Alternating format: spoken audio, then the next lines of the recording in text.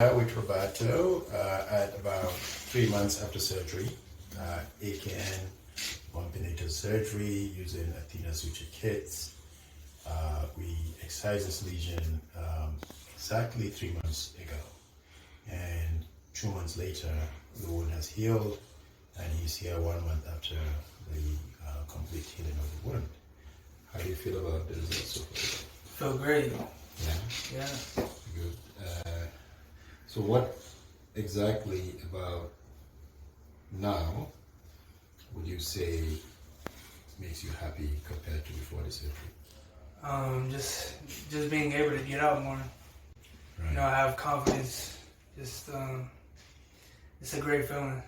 Yeah. You know, just looking back at what I used to have before the surgery. Yeah. Just a whole lot of irritation and just just made me feel some type of way. Yeah. It's all gone now. Yeah. Let me do something with this chair.